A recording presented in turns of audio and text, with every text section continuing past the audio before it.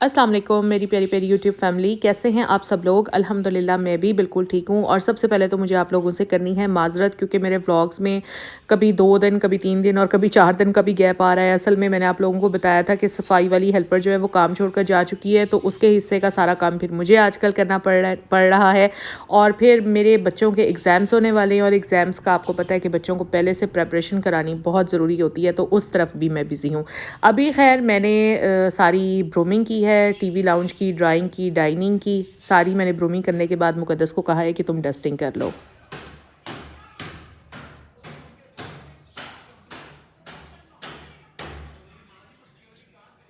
Dusting करने के बाद फिर मैंने सारी जगह की मॉपिंग कर ली थी, क्योंकि आज मुकद्दस की भी तबीयत थोड़ी सी ठीक नहीं थी।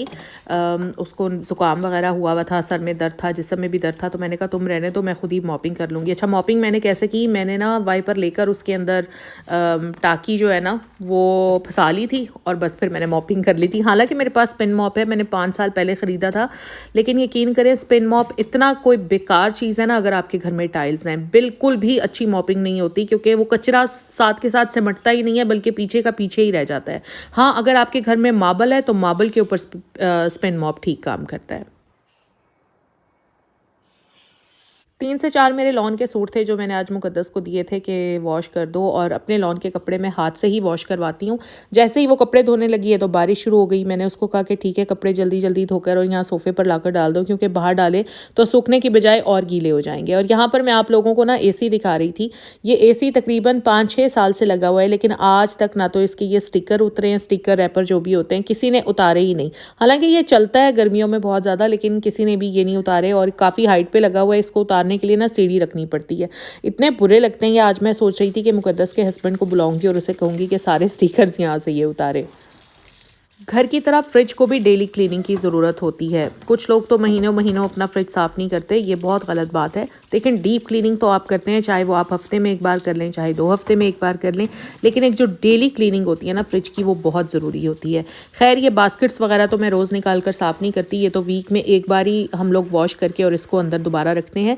लेकिन मैंने स्कॉच ब्राइट के वाइप्स लिए हुए हैं, और उन वाइप से डेली के डेली मैं अपने फ्रिज की क्लीनिंग करती हूँ। अगर पानी पड़ा हुआ है फ्रिज के अंदर, या कोई एक्स्ट्रा चीज़ें जैसे फ्रिज में गिर जाती हैं, तो या कुछ छोटे छोटे ज़रात होते हैं फ्रिज में, अक्सर गिरे हुए नज़र आ जाते हैं, तो वो मैं साथ के साथ वाइप से साफ़ करती रहती हूँ।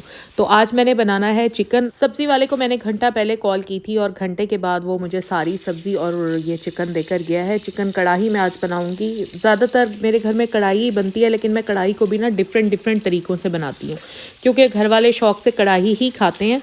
अगर गलती से कभी मैं चिकन में कोई सब्ज़ी डाल दूँ तो उस दिन कोई भी शौक़ से खाना नहीं खाता।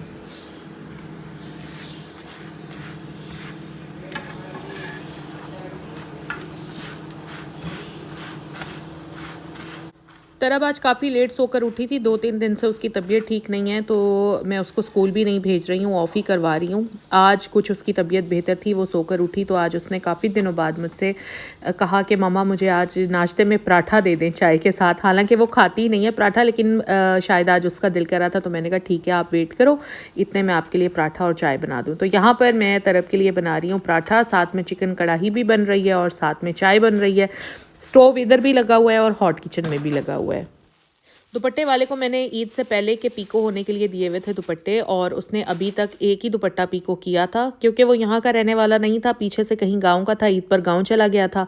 और अब वो वापस आया तो मुझे कहने लगा बाजी वादा है कल मैं आपको ज़रूर दे दूँगा, तो अभी आप एक ले जाएँ। तो एक दुपट्टा मैं ले आई थी, अब बाकी 4 दुपट्टे मैं उससे कल लेकर आऊँगी।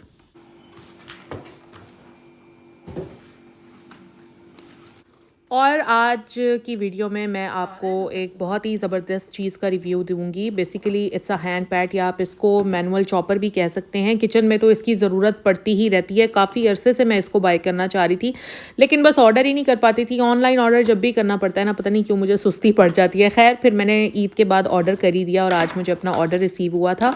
ये कैसा है, यूज़फुल है या नहीं है, चीज़ें किस तरह से इसमें चॉप होती हैं, इसकी प्राइस कहाँ है, कहाँ से आप ऑर्डर कर सकते हैं, सारी डिटेल मैं आपको दूँगी।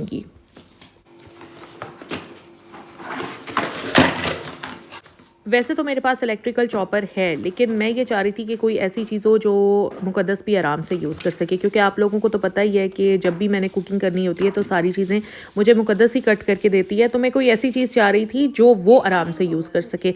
इलेक्ट्रिक गैजेट्स जितने भी हैं मेरे पास, मुक़द्दस उन्हें यूज़ करते हुए घबराती है, ना ही उसको यूज़ करने आते हैं। अच्छा जी, अब यहाँ पर डिटेल देख लें कि इस चॉपर के साथ क्या क्या चीज़ें थीं। तो इसमें ये सारी चीज़ें थीं और ये असेंबल हुआ हुआ तो मिलेगा नहीं, हमें ख़ुद असेंबल करना पड़ेगा। और क्योंकि ये चाइना मेड था तो इसके अंदर कोई भी ना जैसे एक लिटरेचर होता है कि इसको कैसे असेंबल करना है, इस तरह की कोई भी चीज़ नहीं दी हुई थी। तो मैंने क्या किया, इसका जो बॉक्स है ना, उसके ऊपर जो तस्वीर बनी हुई थी बस उसको देख देख कर मैं असेंबल करती गई और मैंने इसको असेंबल कर लिया। अब हम ट्राई करते हैं जी इसमें प्याज। पहले तो मैंने क्या किया, प्याज लिया, प्याज के 2 टुकड़े किए और वो मैंने इसी तरह से चॉपर में डाल दिए।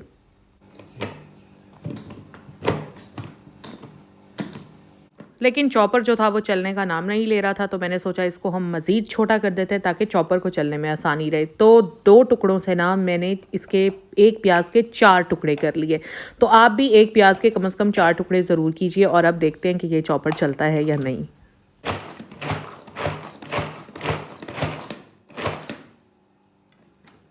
और 4 टुकड़े करते ही हैंड पैड आराम से चलने लग गया। और अभी मैं आपको दिखाती हूँ कि प्याज इसमें किस तरह से चॉप हुई है। ये देखें जी, इतनी ज़बरदस्त किस्म की चॉप हुई है और आप इसमें ना अपनी मर्ज़ी के मुताबिक चॉप कर सकते हैं। अगर आप इसको मज़ीद चॉप करना चाहते हैं तो आप मज़ीद हैंड पैड में इसको डाल के चॉप कर लें। अभी देखें,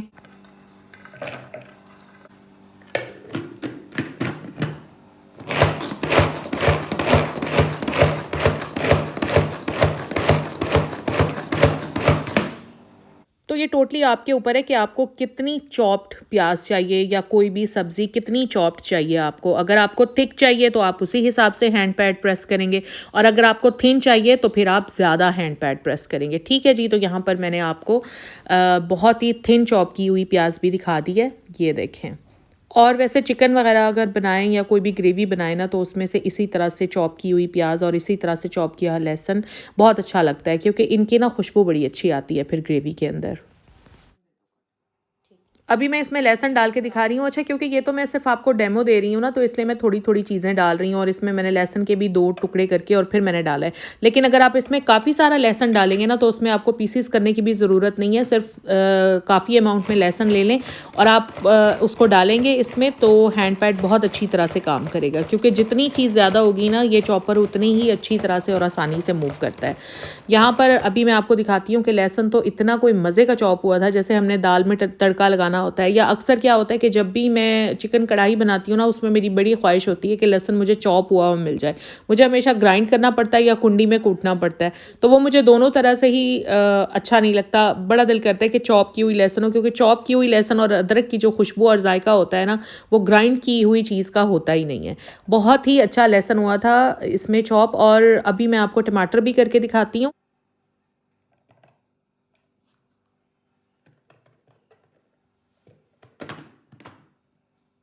टमाटर को आपने चॉप करने से पहले ना उसका छिलका लाजमी उतार देना है, वरना फिर ये अच्छी तरह से चॉप नहीं होगा। क्योंकि अभी जब मैंने आपको डेमो दिया तो उसमें मैंने छिलका नहीं उतारा था, तो वो अच्छी तरह से नहीं हुआ था।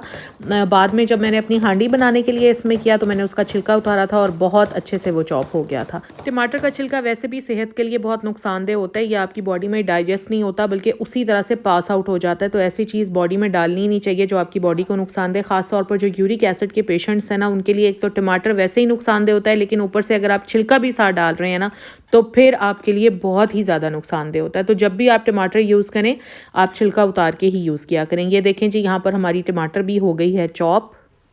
अब मैं आपको इसका स्लाइसर का जो काम है वो भी दिखा देती हूँ। ये देखें, स्लाइसर की भी एक प्लेट होती है इसमें, इसके साथ ब्लेड्स भी हैं। सबसे पहले मैं इसके ऊपर ये प्लेट फिक्स कर रही हूँ, चॉपर मैंने हटा दिया है और अब इसमें मैं ये ब्लेड लगाऊंगी।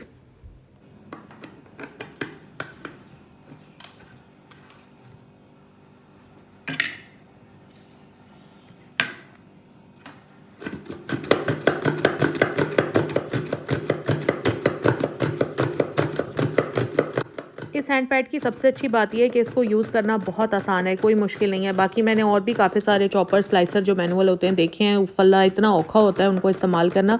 इसको इस्तेमाल करना बहुत आसान है। अभी आप खीरे के देख रहे हैं किस तरह से थिन स्लाइसेस कट रहे हैं, इसी तरह से आप इसमें गाजर डाल सकते हैं या कोई भी सब्ज़ी जिसके आपको थिन स्लाइसेस चाहिए वो आप इससे आराम से स्लाइस कर सकते हैं। ये देखें जी कितने प्यारे स्लाइस। और अगर आपको सैलेड के लिए काटने हैं या आप डाइट पर हैं, आपको सैलेड खाना होता है, तो ये इस तरह से इसके स्लाइस और फिर कैरेट के स्लाइस, मतलब सैलेड बहुत ही मज़े की बन जाती है। बड़े थिन, बड़े ही राउंड, बहुत ही प्यारे स्लाइसेस कट गए थे। अच्छा, इसमें एक और चीज़ भी है जो लेमन जूस को स्क्वीज़ करने के लिए, वो मैंने यूज़ नहीं की क्योंकि मेरे पास लेमन नहीं पड़े थे। नेक्स्ट किसी व्लॉग में मैं लेमन ले आऊँगी और उनको मैं स्क्वीज़ करूँगी, तो उसका भी मैं डेमो आपको दे दूँगी। साथ में बच्चों के लिए ना, जैसे बच्चों को, छोटे बच्चे होते हैं, हमने उन्हें फ्रूट देना होता है, तो उसके लिए भी छोटे छोटे से स्लाइस करने के लिए इसमें ब्लेड्स थे, तो वो भी मैंने ट्राई नहीं किया। सिर्फ जो मैंने आपको वो 2 चीज़ें दिखाई हैं जो डेली हमारे किचन में काम आती हैं।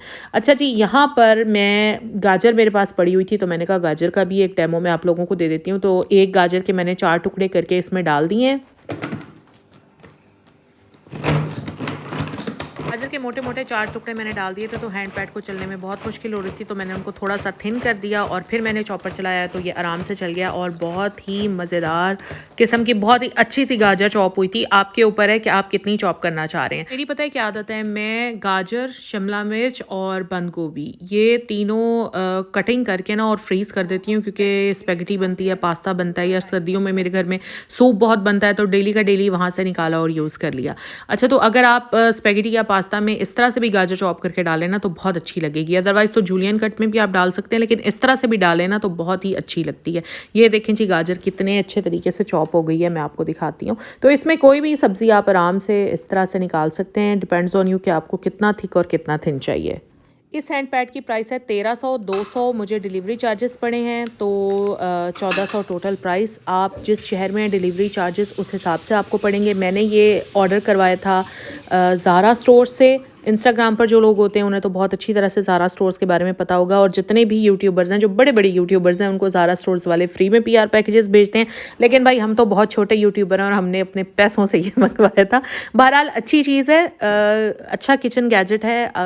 देखें डेली यूज़ में हमें बहुत सारी सब्जियाँ वगैरह बड़ी मेहनत करनी पड़ती है, तो इस हैंड पैड में आराम से सारी चीज़ें हो जाती हैं। तो अगर आप लोग चाहते हैं अपनी कन्वीनियंसी के लिए तो फिर आप भी ऑर्डर कर सकते हैं। और बस ये था मेरा आज का व्लॉग। अगर आप लोगों को अच्छा लगा है तो प्लीज़ लाइक ज़रूर कीजिएगा। अगर आप मेरे चैनल पर नए हैं तो प्लीज़ सब्सक्राइब भी कर लीजिएगा। इंस्टाग्राम पर मैं होती हूँ आयत तरफ खान के नाम से, वहाँ पर मुझे फॉलो कर लीजिएगा। अपना ख्याल रखिएगा। Take care. अल्लाह हाफिज़।